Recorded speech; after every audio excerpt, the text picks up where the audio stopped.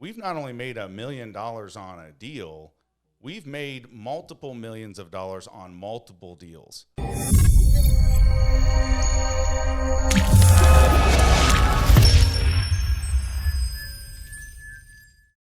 What is up? My name is Braden with the Criterion Fund, and this is How to Invest in Commercial Real Estate. Today's topic is just on how to think bigger, how to ask bigger questions. I'm joined by Brian, my partner in the Criterion Fund, and Joel Thompson, co-founder of Precision Equity. What's up, guys? What is up? Hey. So think bigger, ask bigger questions. You know, just most, I don't know who said the quote, but most people underestimate what they can do in 10 years and overestimate what they can do in a year. I think that may be Buffett. Yeah, maybe Buffett. But the biggest thing, right, is ask bigger questions, set bigger goals, like set something that you can look down and just work at every day. And then at the end of a few years, you look up and there's something fantastic there. Because I think that's the secret, in my personal opinion, is just putting your blinders on like a racehorse. This is what I think of in my head. I'm a racehorse with blinders on, and I just have this one task to run as fast as I freaking can around this track, and I can't think about anything else.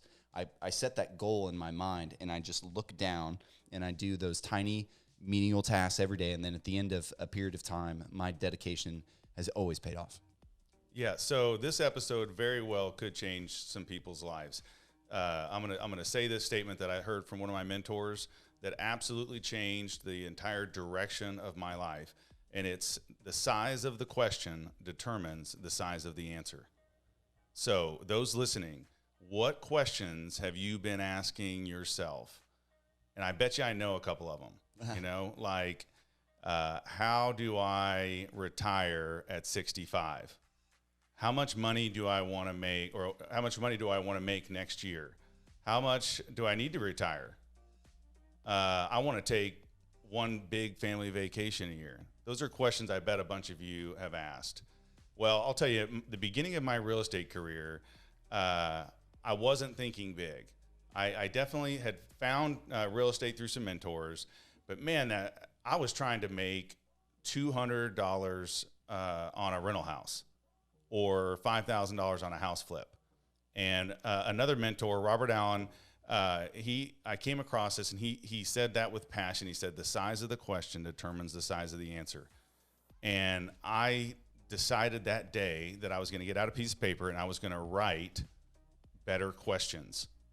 And, you know, there were some guys that were investing with me at the time, and they were asking really small questions, and I'm sure that they achieved those.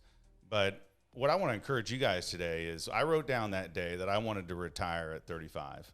And I wrote that question when I was 20, 24 or 25. So about 10 years. About 10 years. I also asked the question, I don't want to make $200 a month.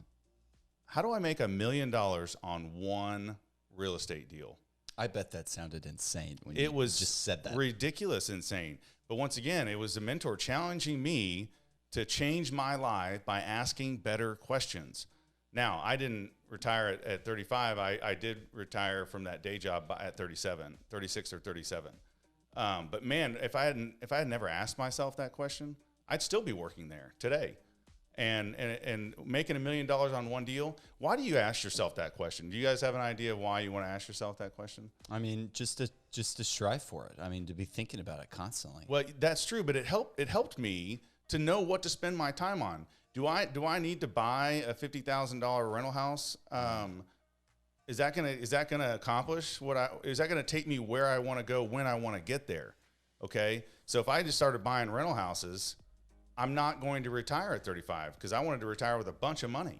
Yeah, and there's not a rental house that you can buy and make $1 million deals or $1 million on it. So then it starts to give you direction because now you know where you're going. And you know where not to go, right? That's right. And so, Victor Whitmore, my business partner, and I with Precision Equity, we've not only made $1 million on a deal, we've made multiple millions of dollars on multiple deals.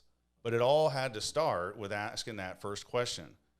I never would have attempted to buy some of the deals that I bought if I hadn't first decided that I wanted to make a bunch of money on a big deal. Yeah. So anyway, I think it's really important. I hope that everybody listening really lets that sink in, and they go home tonight and they start asking themselves, what do I want out of this life? And how do I get there? Because most people, they don't even ever ask themselves when they want to retire or how much money they want. How do I travel the world at 28 or whatever that question is? So start thinking and brainstorming. What do you think, Brian? Yeah, I wish someone would have told me those same things when I was younger, because I, as a lot of people, I had an 8-to-5 job and I worked at it for a long time. I was just like you're saying. I was thinking, okay, well, I guess I'm going to retire at 65. I wonder how much money I need. Who knows how much money I need at that point? And I thought, well, maybe I could retire at 60, but I didn't know how to get there. So I thought, okay, I'm just going to contribute to my 401k.